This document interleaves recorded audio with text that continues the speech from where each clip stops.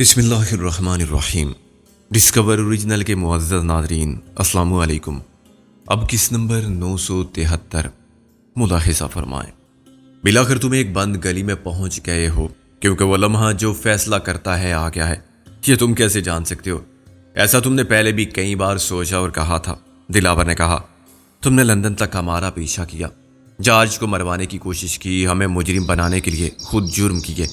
اس سکھ کو میری گرفتاری کا 20,000 پاؤنڈ معاوضہ دیا، 10,000 کا ایڈوانس بلاخر میں نے وصول کیا، باقی تم اپنے ساتھ لائے ہو گئے۔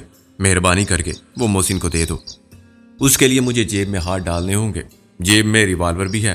کوئی بات نہیں، تم کوشش کرو ہمیں شوٹ کرنے کی۔ 1 سیکنڈ کے 10ویں حصے کا فرق بھی بہت ہوتا ہے۔ 100ویں یا 1000ویں حصے کی پیمائش تو ممکن نہیں، مگر شاید اسی فرق کے ساتھ محسن کی گولی سبقت لے جائے۔ فیصلہ تو دماغ کرتا ہے۔ تمہارے دماغ کے یہ فیصلہ کرنے سے پہلے کہ مرنے سے پہلے مار دو، وہ گولی تمہارے دماغ میں گھس کے سب کھیل ختم کر دے گی۔ تمہیں عمل درآمد کی مہلت کہاں ملے گی؟ چودھری دلاور کی اس بات کو میں نے بظاہر جھوٹ قرار دیتے ہوئے قابل غور نہیں سمجھا تھا کہ اس کے کچھ ساتھی نیچے بھی اس کی واپسی کا انتظار کر رہے ہیں، لیکن در حقیقت میں اس خیال سے فکر مند تھا کہ کہیں کچھ دیر میں وہ دندناتے ہوئے اوپر نہ آ جائیں، وہ پولیس کو مطلع نہ کر دیں کہ دال کہاں ہے اور اس میں کالا کیا ہے۔ ہم اپنے وطن میں ہوتے تو کسی مشکوک شخص کا سراغ لگانا بھی ناممکن ہوتا، مگر گوروں کے دیس میں ہم جیسے کالے ابھی تک آٹے میں نمک کے برابر بھی نہیں تھے۔ جوک در جوک ہجرت اور کثرت اولاد سے مسلم اقلیت کو اکثریت میں تبدیل کرنے کا طویل المیعاد منصوبہ بلاخر انگلستان کو پاکستان بنانے کا خواب ایسا ہی تھا جیسا ایک انڈے سے مرغی خانہ، مرغی خانے کے منافع سے مویشی خانہ، مویشی خانے کی آمدنی سے کارخانے قائم کر کے برطانیہ کی ساری صنعت و تجارت کا مالک بن جانے کا خیال۔ نیچے اگر دلاور کے محافظ موجود تھے تو بآسانی شناخت کیے جا سکتے تھے۔ میں نے محسن سے فرانچ میں کہا، تو یہ توپ میرے حوالے کر اور ذرا نیچے جا کے گرد و پیش کا شرلاک ہومز کی نظر سے جائزہ لے۔ یہ خاصا مشکل ہوگا، وہ تو مجرم یا شرا کے سوا کچھ دیکھتا ہی نہیں تھا، اور میری خطا کار نظر بہک جاتی ہے۔ کسی کافر حسینہ کے بال یا گال، خال اور چال اگر تجھے کوئی بدماشوں کے اسٹائل میں کھڑا دکھائی دے جو ادھر سے ادھر زیادہ اوپر دیکھنے میں مصروف ہو اور صورت سے ایشیائی لگتا ہو، تو اس کو پیغام دینا کہ اپنے چودھری صاحب یاد فرما رہے ہیں، اوپر آ کے وہ بھی پائے کھائے جیسے ڈاکٹر شاہ نے 2 لاتیں کھائی ہیں، اور اگر وہ الٹا میری سیری پائے الگ کرنے پر آمادہ ہو تو خدا حافظ تمہارا، تیرا خون رائے گا نہیں جائے گا، تو شہید کہلائے گا اور تیرا مزار شریف ولایت میں بنے گا۔ یہ اعزاز حاصل کرنے والا اپنے خاندان کا پہلا شخص تو ہوگا۔ محسن نے ریوالور مجھے تھمایا اور بولا، اگر میں واپس نہ آؤں تو یہ مت سمجھنا کہ مجھے کوئی میم ورگلا کے بھگا لے گئی، گل کو بھی سمجھا دینا۔ میں نے دلاور کو مخاطب کیا، خدا کا کوئی کام مسئلے سے خالی نہیں ہوتا، اگر آج ہم لوٹ گئے تو تم سے شرف ملاقات کیسے ہوتا؟ ہم جسے اپنی بدقسمتی سمجھ رہے تھے وہ تمہاری بدقسمتی تھی، کیا معلوم اب بھی قدرت کو کیا منظور ہے؟ تم کیسے جان سکتے ہو؟ میں نے اسے اتفاق کیا، سچ کہا تم نے، اس کے باوجود ہم سب اپنے ارادوں پر امید کے ساتھ عمل کرتے ہیں۔ اب تمہارا یہ سکھ دوست چاہتا تھا کہ اپنی پرانی مورس مائنر کے بدلے 20,000 پاؤنڈ میں نئی گاڑی خرید لے، اور آدھی گاڑی تو خرید ہی چکا تھا۔ ہمیں یہاں لانے اور کافی پیش کرنے کے بعد کسی برانڈ نیو لگژری کار کی سواری کا لطف اس کے تصور سے حقیقت بن گیا ہوگا، مگر اس نے تمہیں مایوس کیا۔ خیر، آج کل تمہارے ستارے گردش میں ہیں، ہر قدم پر مایوسی کا سامنا ہوتا ہے۔ تم نے جارج کو مارنے کی کوشش کی، سکندر بخت بن کے جیل میں بھی پہنچ گئے اور اسے زہر آلود سگریٹ پلانے میں بھی کامیاب رہے، مگر وہ پھر بھی بچ گیا۔ یہی نہیں، اس نے تمہیں پہچان بھی لیا، اور آئندہ بھی تمہیں وہی ایک چشمدید گواہ کی حیثیت سے شناخت کرے گا۔ ہم نے تمہیں ایک مہاراجا کے روپ میں بھی شناخت کر لیا تھا۔ محسن نے تمہیں راجہ کنگال رائے آف کلاش پور کا خطاب دیا تھا، کیونکہ تم رولز رائس نہیں ایک ٹیکسی سے اترے تھے، مگر ہم تمہاری تلاش سے مایوس ہو چکے تھے۔ اچھا ہوا تم خود ہی آ گئے۔ ابھی تک یہ ملاقات بے مقصد ہے، وہ بولا۔ میں نے کہا، ایک مقصد تمہارا تھا، وہ تو پورا نہیں ہوا، دوسرا مقصد ہمارے سامنے ہے، اللہ اس میں کامیاب کرے۔ کام مشکل لگتا ہے مگر ناممکن نہیں۔ آخر تم کیا چاہتے ہو؟ دلاور کے لہجے میں شکست بولنے لگی۔ ہمارا کوئی خفیہ منصوبہ نہیں ہے، ہم چاہتے ہیں کہ تم کو واپس پاکستان لے جائیں اور تم جس کی امانت اس کے حوالے کر دیں۔ تم قانون کو دھوکہ دے کر بھاگ آئے تھے، تمہیں قانون کی تحویل میں ہونا چاہیے۔ اور تم، کیا تمہاری اور میری پوزیشن مختلف ہے؟ ہاں، تم نے اپنی الزام تراشی سے جھوٹ اور فریب سے قانون کو یقین دلا دیا تھا کہ ہم بھی مجرم ہیں۔ جرم تمہارے تھے، جو ہم سے منسوب کرانے میں تمہاری کوششوں کو بڑا دخل تھا۔ جب محاورے کے مطابق دودھ کا دودھ اور پانی کا پانی ہوگا تو ہم یہ شعر پڑھیں گے کہ مدعی لاکھ برا چاہے تو کیا ہوتا ہے، وہی ہوتا ہے جو منظور خدا ہوتا ہے، اور تمہارے لیے پسماندگان فاتحہ پڑھیں گے۔ وہ زہریلے انداز میں مسکرایا، اور تم یہ کارنامہ کیسے سر انجام دو گے؟ مجھے یہاں سے واپس پاکستان لے جا کے قانون کے حوالے کرنے کا؟ اس کے بہت سے طریقے ہیں، آسان تو کوئی بھی نہیں۔ ایک یہ کہ ہم تمہیں دلائل سے قائل کریں گے کہ اس میں تمہاری فلاح ہے، آخرت کے دائمی عذاب سے۔ اسی دنیا میں اپنے کیے کی سزا قانون کے مطابق بھگت لینا بہتر ہے تو یہ فائدے کی بات، مگر تم نہیں سنو گے۔ دوسرا طریقہ ہے تم کو جادو کے ذریعے یہاں سے وہاں پہنچا دینا۔ کوئی ایسا زبردست جادوگر مل جائے جو بس ایک بار اپنی چھڑی گھمائے اور تم لندن کے اسی فلیٹ سے لاہور کی جیل میں، اسی کوٹری میں جہاں سے تم فرار ہوئے تھے۔ لیکن سنا ہے یہ جادو وغیرہ کچھ نہیں ہوتا۔ ابھی تک کوئی ایسا جادوگر بھی نہیں ملا جو سالم آدمی کو بلا ٹکٹ 7 سمندر پہنچا سکے باہر۔ چنانچہ خود ہم یہ کام کریں گے، تم کو کسی بوری یا تابوت میں پیک کر کے لے جائیں گے۔ ایک پیس میں نہ لے جا سکے تو تمہارے چھوٹے چھوٹے ٹکڑے کریں گے۔ موسی نے اوپر آ کے اعلان کیا، نیچے سب لوگ مشکوک لگتے ہیں مجھے، مگر ان میں آدھی عورتیں ہیں جو کسی مرد کے ساتھ کہیں جا رہی ہیں، آدھے مرد ہیں جو باقی آدھی عورتوں کے ساتھ کہیں جانا چاہتے ہیں، لیکن وہ سب ملون گورے ہیں۔ اپنے ہندوستان پاکستان کا کوئی نہیں، صرف ایک شخص تھا۔ وہ کون تھا؟ میں نے کہا میں، مگر میں بھی اب اوپر آ گیا ہوں۔ محسن بولا، ڈاکٹر شاہ نے اپنی مدد آپ کے تحت خود کو مناسب طبی امداد فراہم کی تھی اور اب دخل در معقولات نہ کرنے کی پالیسی پر عمل کرتے ہوئے خاموش بیٹھا ہوا تھا۔ شاید اسے بالکل اندازہ نہیں تھا کہ یہاں اس کا استقبال لاتوں کے بھوت کی طرح کیا جائے گا جو باتوں سے نہیں مانتے۔ مجرمانہ سرگرمیوں میں دلاور کا ساتھی ہونے کے باوجود وہ ڈاکٹر تھا اور کسی بھی مجرم کے لیے اپنا مستقبل تاریک نہیں کر سکتا تھا۔ وقتی طور پر پیسے کا لالچ کسی بھی وکیل، انجینئر، صحافی یا ڈاکٹر کو غیر قانونی معاملات میں ملوث کر سکتا ہے، مگر کسی معزز پیشے سے وابستہ شخص صرف پیسے کی خاطر جرائم کی زندگی قبول کر نہیں سکتا۔ دلاور کا ساتھ دینا ڈاکٹر شاہ کی مجبوری بن گیا تھا، یا اسے بہت آسانی سے ملنے والی دولت کے انبار نے اپنی اخلاقی ذمہ داریوں سے دور کر دیا تھا۔ اس کا علم مجھے نہیں تھا، مگر اس کا لاہور سے لندن پہنچ کے برطانوی شہریت حاصل کر لینا یہی ظاہر کرتا تھا کہ ڈاکٹر شاہ نے خود کو چودھری دلاور کے چنگل سے آزاد کرا لیا تھا، اور وہ اس دلدل سے نکل آیا تھا جس میں اس کے پیشے کی آبرو اور خود اس کی جان کو خطرہ لاحق تھا۔ چودھری دلاور اس وقت اکیلا اور تہی دست تھا۔ اس کی جیب میں جو کچھ تھا وہ میز پر آ گیا تھا۔ موسی نے اس کی شیروانی اتروا لی تھی۔ شیروانی کی جیبوں میں سے 10,000 پاؤنڈ کے نوٹوں کے علاوہ ایک ریوالور بھی برآمد ہوا تھا۔ ایک پاسپورٹ پر اس کی تصویر داڑھی، مونچھ اور ترے دستار کے ساتھ تھی۔ اس نے غیر شعوری طور پر اپنا نام بدلا ہوا تھا اور نواب خسرو جمشید کر لیا تھا۔ اپنا حلیہ آئینے میں دیکھ کے اسے بھی یہ خیال ضرور آیا ہوگا کہ اس میں اور مرحوم نواب صاحب کی شباہت میں کتنی مماثلت ہے۔ میں نے پاسپورٹ کا معائنہ کرتے ہوئے تن سے کہا، تو اب آپ مہاراجہ کنگال رائے آف کلاش پور نہیں بلکہ نواب خسرو جمشید ہیں۔ اچھا طریقہ اختیار کیا تم نے ایک پرانے ساتھی کو خراج عقیدت پیش کرنے کا۔ جعلی پاسپورٹ بنوایا تو اس کا نام لکھوا دیا جو اس دنیا ہی میں نہیں ہے، اپنے سکندر اعظم صاحب۔ یہ پاسپورٹ اصلی ہے، غور سے دیکھو۔ میں نے اسے غور سے دیکھا، وہ ٹھیک کہہ رہا تھا، یہ نواب خسرو جمشید کا ہی پاسپورٹ تھا۔ چودھری دلاور نے اپنی صورت کو تصویر کے مطابق بنا لیا تھا۔ 5 سال کے لیے جاری ہونے والا پاسپورٹ مزید 1 سال تک کارآمد تھا۔ یہ ہمارے دفتری نظام کا قصور کم تھا، عوامی شعور کا زیادہ۔ جائیداد کی تقسیم میں وراثت کا مسئلہ نہ ہو تو کوئی ڈیتھ سرٹیفکیٹ حاصل تک کرنا ضروری نہیں سمجھتا۔ مر جانے والے کا نام نہ راشن کارڈ سے خارج ہوتا ہے نہ ووٹر کی لسٹ سے۔ اس کا راشن کارڈ، پاسپورٹ، شناختی کارڈ، ڈرائیونگ لائسنس منسوخی کے لیے متعلقہ محکموں کے حوالے نہیں کیے جاتے۔ اور مشہور تو یہ بھی ہے کہ بہت سے مر کے خاک ہو جانے والوں کی پینشن جاری رہتی ہے، ان کے نام پر واجب اولاد قرض کوئی ادا نہیں کرتا، مگر نئے قرضے جاری ہو جاتے ہیں اور امداد وصول کر لی جاتی ہے۔ چودھری دلاور نے دوسرا زیادہ خطرناک اسلحہ شیروانی کے نیچے شلوار کی ڈب میں چھپا رکھا تھا۔ گیردار شلوار میں ایک خفیہ قسم کی اضافی جیب سے سائلنسر والا آٹومیٹک ریوالور برآمد ہوا جو شاید چودھری دلاور کی آخری امید تھا۔ اس سے محروم ہوتے ہی مایوسی کی شام کا دھند لگا، نا امیدی کی تاریک رات بن کے اس کی صورت پر پھیل گیا۔ میں نے دوسرا ریوالور محسن کو دے دیا۔ اب ہم دونوں مسلح تھے۔ چودھری دلاور کو اس سے کوئی فرق نہیں پڑتا تھا۔ وہ اچھی طرح جانتا تھا کہ میں خالی ہاتھوں سے بھی اس کی گردن مروڑ سکتا ہوں، جیسے عورت کے نازک ہاتھ دھلی ہوئی ریشمی قمیص کو پانی نچوڑنے کے لیے مروڑتے ہیں۔ سکندر، مجھے ایک موقع اور دو، کم سے کم میری بات سنو اور پھر سوچو۔ میرا اور تمہارا فائدہ اسی میں ہے کہ میں نے اسے گردن سے پکڑ کے اٹھا لیا اور دیوار پر دے مارا۔ فائدے اور نقصان کی بات بھول جاؤ دلاور، آج فیصلے کی رات ہے۔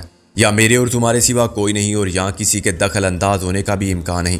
اگر تم کسی کو بتا کے آئے ہو کہ تم کہاں جا رہے ہو تب بھی شاید یہاں کوئی نہ آئے، اگر آیا تو یہ اس کی بدقسمتی ہوگی، ہمیں کوئی جلدی نہیں، مگر مجھے جلدی ہے، میرے پاس وقت کم ہے، دلاور نے دکھی لہجے میں کہا۔ شیروانی صاحب، اپنے چودھری صاحب کو صبح کی فلائٹ پکڑنی ہے، ڈاکٹر شاہ نے کہا۔ کیا میں کچھ کہہ سکتا ہوں؟ کہو، بس یہ خیال رکھنا کہ جھوٹ تمہیں بچا نہیں سکے گا، میں نے کہا۔ محسن بولا، ہم خود بھی تم سے بہت کچھ پوچھتے، اچھا اگر تم رضاکارانہ طور پر سب کچھ بتا دو۔ میں جھوٹ بولنے کی ضرورت محسوس نہیں کرتا، یہ تمہاری مرضی کہ میرے سچ کو جھوٹ سمجھو، ڈاکٹر شاہ نے کہا۔ جب میں نے تمہیں بتایا کہ میں نے اپنی شہریت بدل لی ہے تو مقصد یہ بتانا تھا کہ میں ان معاملات سے لا تعلق ہو گیا ہوں جو مجھے پاکستان میں کرنے پڑتے تھے، کیونکہ تم مجبور تھے۔ میں نے مصنوعی انداز میں اظہار ہمدردی کیا۔ مجبوری کیا؟ حالات کا تقاضا یا منہ زور خواہشات کا غلبہ؟ مجھے نہ کسی نے جان سے مار دینے کی دھمکی دی تھی اور نہ ہی بلیک میل کیا تھا۔ دلاور کا ساتھ دینے سے پہلے میں نے ویسی ہی زندگی گزاری تھی جیسی سب گزارتے ہیں، تم نے بھی گزاری ہوگی۔ محسن نے اس کی تردید کی۔ ہم نے جو کچھ کیا وہ سب نہیں کرتے۔ خیر، میں مجبور ہو گیا تھا مسلسل ناکامیوں سے۔ ڈاکٹر بننے کے بعد مجھے ایک سرکاری ہاسپٹل میں نوکری ملی۔ وہاں ایک ایسا واقعہ پیش آیا جس میں ہر نوجوان پرعزم اور جوشیلے ڈاکٹر کی طرح میں نے اصولی، اخلاقی اور قانونی موقف اختیار کیا۔ اس کی سزا مجھے یوں دی گئی کہ ایم ایس نے میرا ٹرانسفر ایک دور افتادہ گاؤں کی ڈسپینسری میں کرا دیا، جو لوکل ہیلتھ یونٹ کے نام پر بنا ہوا ایک خالی کمرہ تھا۔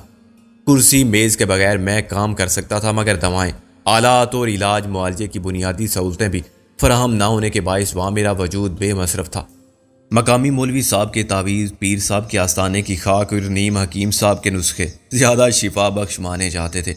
میں 3 ماہ بعد لوٹ آیا۔ لاہور جیسے شہر میں اپنا کلینک بنانا اور چلانا آسان کام نہیں۔ ہر جگہ پرانے ڈاکٹرز بیٹھے ہوئے ہیں جن کے ہاتھ کی شفا پر لوگوں کا اعتقاد ہے، یا بڑی بڑی ڈگریوں والے اسپیشلسٹ ہیں جو میرے جیسے عام ڈاکٹر کو اپنا اسسٹنٹ بنا کے کمپاؤنڈر کا کام لیتے تھے۔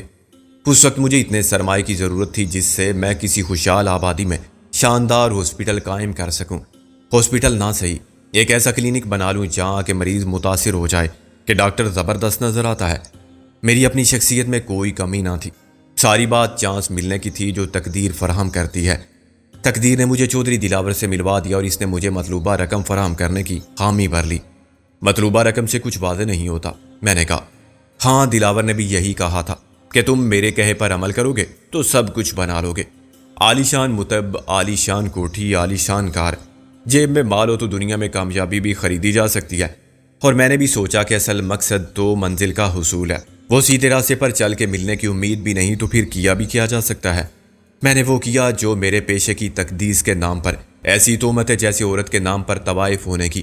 میں بھی طوائف بن گیا۔ آبرو اگر جسم کی ہوتی ہے تو پیشے کی بھی ہوتی ہے۔ کوئی جسم بیچے آبرو یا اصول اور ایمان، کیا اسے طوائف کہنا غلط ہوگا؟ 1 سال تک میں وہاں بیٹھا جس کو میں طوائف کے کوٹھے سے زیادہ قابل نفرت جگہ کہوں گا۔ میں نے وہ کیا جس پر مجھے آج اس سے زیادہ شرم آتی ہے، جتنی تمام عمر جسم فروشی کرنے والی عورت کو بڑھاپے میں آتی ہوگی، شاید نہ آتی ہو، کیونکہ اس کا تو احساس ہی مر چکا ہوتا ہے، مگر میرا احساس زندہ تھا۔ اللہ مجھے معاف کرے۔ یوم حشر وہ سب میرا دامن پکڑیں گے جو میرے پاس لائے گئے تھے تو نفسیاتی مریض بھی نہیں تھے، وہ ناخلف اولاد یا بے وفا بیوی پرہوس گدھے جیسے رشتہ داروں کے ہاتھوں ذہنی طور پر پریشان تھے۔ انہیں ڈر تھا کہ یہ سب ان سے سب کچھ چھین لینا چاہتے ہیں، ان کی تمام عمر کی کمائی ہتھیانے یا ان کی جائیداد پر قبضہ کرنے کے لیے ان کو مارنا چاہتے ہیں۔ وہ وہم کے مریض ہو گئے تھے۔ انہیں علاج کے لیے لانے والوں نے کہا کہ بوڑھا سٹھیا گیا ہے، لاکھوں دبائے بیٹھا ہے لیکن پائی پائی شمار کرتا ہے، اور گررا سے چونی بھی خرچ ہو جائے تو واویلا کرتا ہے، کسی کو اس کا جائز حق دینے پر آمادہ نہیں، کہتا ہے میری زندگی میں سب میرا ہے، میرے بعد تم سب مل کے جو چاہو کرنا۔ تو ڈاکٹر صاحب، اب آپ ہی کچھ کریں، کیا فائدہ ایسی معذوری کی زندگی کا؟ اتنی بیماریاں ہیں کہ تیماردار بھی عاجز ہیں۔ یہ جینا بھی کوئی جینا ہے کہ آدمی سب کا جینا حرام کر دے؟ میرے حوصلہ افزا رویے کے بعد وہ کھل کے مطلب کی بات کرتے تھے۔ ایسی صورت ہو کوئی کہ ہماری جان بھی چھوٹے اور ان کی بھی، میں انہیں صاف بتا دیتا تھا کہ قتل جرم ہے، مگر ہاں، اگر یہ نفسیاتی مریض ہیں تو پھر یہاں رہیں گے اور ہم انہیں سکون سے خود مر جانے کے مواقع فراہم کریں گے آپ کے خرچ پر۔ یہ ٹھیک نہیں ہوں گے، زیادہ پاگل ہو سکتے ہیں، اور پاگل کے ورثاء قانونی طور پر حق کے وراثت حاصل کر سکتے ہیں۔ وہ ہر ماہ اخراجات کے علاوہ میری فیس ادا کرتے تھے۔ مجھے نہیں معلوم تھا کہ دلاور ان کو بلیک میل بھی کرتا ہے۔ میں تو آمدنی کا نصف اس کے حوالے کر دیتا تھا۔ وہاں ایسی وفادار شوہر پرست مگر بدصورت یا جاہل و پرانی بیویاں بھی تھیں جن کے شوہر نئے ماڈل کی بیوی خریدنا چاہتے تھے۔ وہ دولت مند ہو گئے تھے اور یہ پرانی بلائیں ان کی جان نہیں چھوڑتی تھیں۔ انہوں نے منہ مانگا معاوضہ ادا کیا اور یوں میں نے سب کچھ کر لیا، لاکھوں جمع کر لیے، لیکن مجھے معلوم تھا کہ میں دلاور کے چنگل میں پھنسا ہوا ہوں۔ اور جس دن میں نے اس سے اپنے ارادے کا اظہار کیا کہ بھائی بس بہت ہو گیا، یہ ضمیر فروشی کا دھندا، اب میرا اور تمہارا راستہ الگ ہوگا، اسپیشلسٹ بنوں گا، تو دلاور کہتا کیسے تم کہاں جا سکتے ہو ڈاکٹر شاہ؟ 900 چوہے کھا کے بلی آج کو جا سکتی ہے بھلا؟ خاموشی سے اپنا کام کرتے رہو ورنہ۔ اور اس ورنہ کے خوف سے میں نے اپنے اصل عزائم کو دلاور سے پوشیدہ رکھا۔ میں نے لندن میں اپنے دوستوں کی مدد سے رائج کالج آف فزیشن میں درخواست دی اور فیس جمع کرا دی۔ ایک اور دوست نے اپنے وسیلے سے مجھے یہاں کی شہریت دلوا دی اور میں ایک دن اچانک سارا سرمایہ سمیٹ کر لندن پہنچ گیا۔ ایک ڈاکٹر، ایک پاکستانی ڈاکٹر، یہاں گمنام اور روپوش کیسے رہ سکتا ہے؟ چودھری دلاور نے آسانی سے میرا سراغ لگا لیا۔ میں نے کہا کیا چودھری صاحب لندن میں بھی کوئی ویسا ہی کاروبار شروع کرنا چاہتے تھے جس قسم کے مریض اور تیماردار اپنے لاہور میں آتے جاتے تھے؟ ویسے تو یہاں بھی ہوں گے، ہر جگہ ہوں گے، یہاں بھی بہت کچھ ہوتا ہے، مگر جتنی قانون کی گرفت سخت ہے اس سے زیادہ یہاں معاشرے کی اخلاقی گرفت ہے۔ وہ بولا مگر پھر بھی تم بلیک میل ہونے سے انکار کرنے کی پوزیشن میں نہیں تھے، محسن نے کہا۔ اس نے چودھری دلاور کی آتش فشان نظروں کو نظر انداز کر دیا۔ ہاں، میں اپنا مستقبل تباہ کرنا نہیں چاہتا تھا، میں MRCP کر رہا ہوں، میں نیورو فزیشین بن گیا تو اپنے سابقہ گناہوں کی تلافی کر سکوں گا۔ اگر آج یہ بات کالج کی انتظامیہ کو معلوم ہو جائے، وہ خاموش ہو کے خلا میں گھورنے لگا، تو تمہیں کالج سے ہی نہیں شاید برطانیہ ہی سے نکال دیا جائے گا۔ چنانچہ تم نے دلاور سے کہا کہ اچھا آخری بار، اور اس نے بھی کہا کہ ہاں یہ آخری کام ہے۔ یہ کیا کام تھا؟ میں نے کہا۔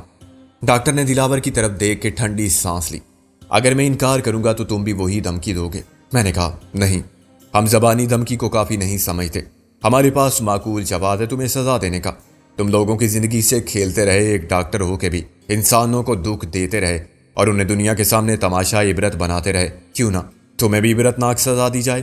تم جب تک جیو ایک تصویر عبرت بنے رہو، اپنے لیے بھی اور دوسروں کے لیے بھی۔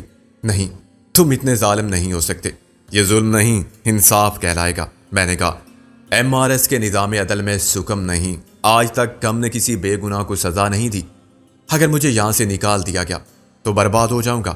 میں نے ہنس کے کہا تمہیں بہت پہلے برباد ہو جانا چاہیے تھا، آج پھر تم نے چودھری دلاور کا ساتھ دینے کی مجبوری سے سمجھوتا کیا، کل پھر کرو گے۔ مجبوری کا بہانہ بنا کے تم نہ جانے کتنی بار جرائم کے ارتکاب کرو گے، کوئی بار آخری بار نہیں ہوگی۔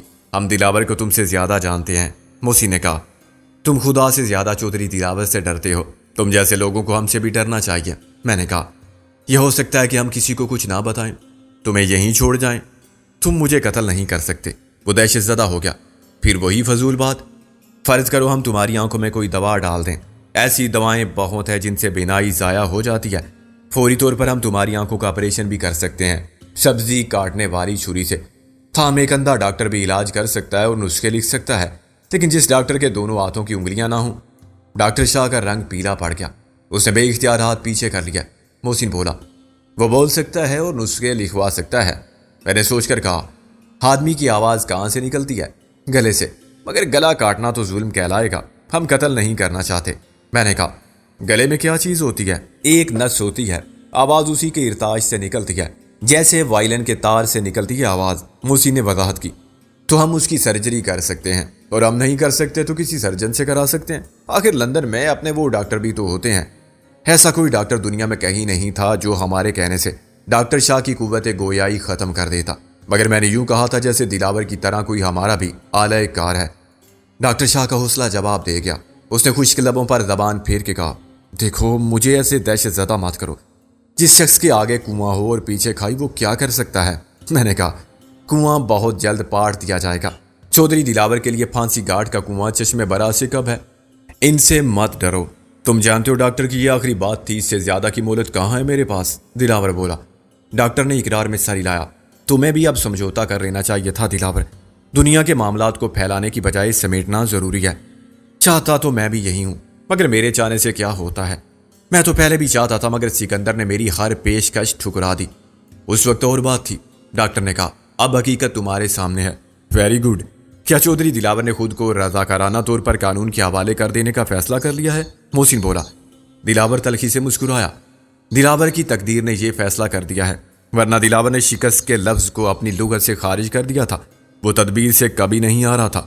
میں نے کہا تم تقدیر سے بھی لڑ سکتے ہو آخری وقت تک، تمہارے پاس دولت ہے، تم ملک کے سب سے بڑے وکیلوں کا پورا پینل تک بنا سکتے ہو جو اعلیٰ ترین عدالت تک تمہاری بے گناہی ثابت کرنے کے لیے اپنی تمام صلاحیت صرف کر دیں، اور ہو سکتا ہے تمہیں سزائے موت سے بچا لیں۔ دلاور خلا میں دیکھتا رہا۔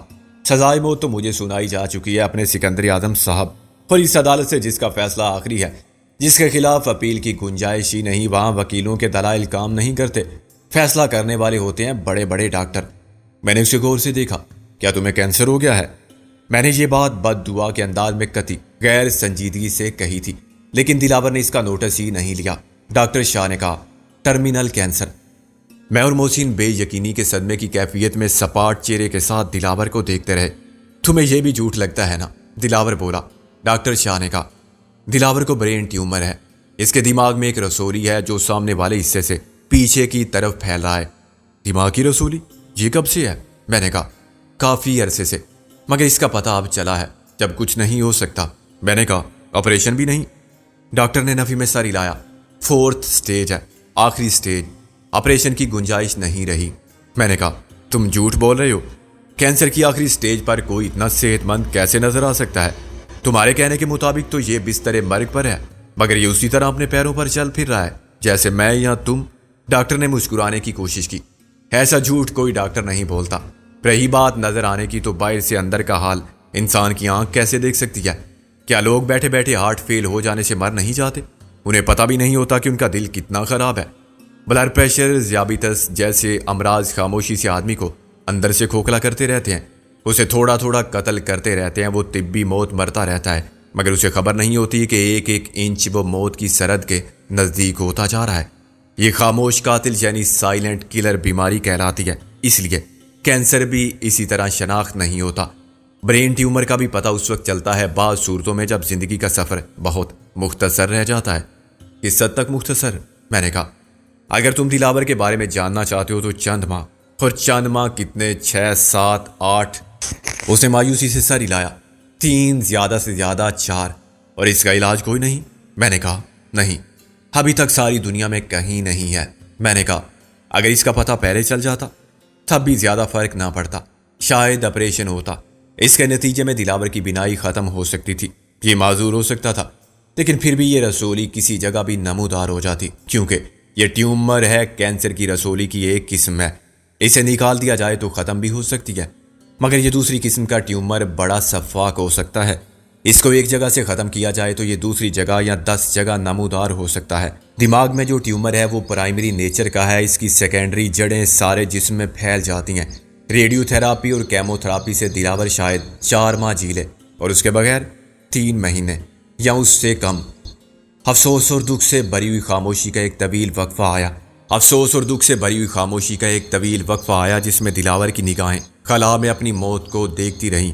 شاید اس کے تصور میں آنے والا وقت تھا جب درد سے رک جائیں گی سب زیست کی راہیں، اور آج سے گزر جائے گا اندرونی کرب کینسر کا عفریت، اسے اپنی جان لیوا پنجوں میں جکڑے گا، اور دیکھنے والے اس کی پرعزیت سانسوں کو شمار کرتے ہوئے دعا کریں گے اور سورہ یاسین کی تلاوت کہ اللہ اس کے نزع کے عذاب کو آسان کر دے۔ میں سوچ رہا تھا کہ کیا مجھے تقدیر کے اس فیصلے کے بعد دنیا کی عدالت سے سزائے موت حاصل کرنے کے فیصلے کا خیال چھوڑ دینا چاہیے؟ اتنے کم وقت میں تو کسی عدالت سے بھی سزا نہیں سنائی جا سکتی۔ سماعت کے مرحلے بھی بڑے لمبے ہوتے ہیں، اور ایک عدالت کے بعد دوسری عدالت میں اپیل دائر کرنے والے 2-4 سال گزار ہی لیتے ہیں۔ اس کے بعد نظر ثانی کی درخواست اور رحم کی اپیل، بلیک وارنٹ کا اجرا اور سزائے موت کی تاریخ کا تعین، یہ سب اچانک ناممکن ہو گیا۔ مجھے یوں لگا جیسے تقدیر نے دلاور کو نہیں میرے ارادوں کو شکست دے دی ہے۔ ایک بار پھر مجھے حضرت علی رضی اللہ کا وہ قول یاد آ گیا کہ میں نے اپنے رب کو اپنے ارادوں کی شکست سے پہچانا۔ جو بندہ چاہے وہ ہو جائے، تو پھر رب کا اختیار کیسے واضح ہو؟ اگر میں اپنی کوشش سے چودھری دلاور کو سزائے موت دلوا سکتا تھا تو پھر زندگی اور موت کے بارے میں خدا کی مرضی والی بات تو نعوذ باللہ بے معنی ہو جاتی۔ خدا نے مجھے ٹوک دیا تھا سکندر بخت، دنیا کی عدالت میں پکڑ نہیں تھی، تو تم نے کیسے جان لیا اور مان لیا کہ تیرا رب کچھ نہیں دیکھ رہا اور کچھ نہیں سمجھ رہا؟ تمہاری MRS کی عدالت انصاف سے اوپر بھی ایک عدالت تھی، تم نے اس کا فیصلہ سنا؟ دلاور اب مسکرا دیا تھا، معلوم نہیں اپنی بے بسی پر یا خاماری۔ میں نے کہا، مجھے اب بھی تمہاری بات تسلیم کرتے ہوئے تامل ہوتا ہے۔ تم دلاور کے ساتھی ہو، لیکن میرا خیال ہے کہ تم دلاور کو اتنی اچھی طرح نہیں جانتے جتنا میں جانتا ہوں۔ یہ دشمنی کا ایک طویل دور تھا جس میں ہم نے کئی بار اسے محصور کیا اور خود کئی بار محصور ہوئے، لیکن ہر بار ہم ایک دوسرے کو چکما دے کر نکل گئے۔ شاید تقدیر ایسے مواقع فراہم کرتی رہی، لیکن اس تجربے نے چودھری دلاور کی شخصیت کا ہر پہلو ہمارے سامنے کھلی کتاب کی طرح عیاں کر دیا۔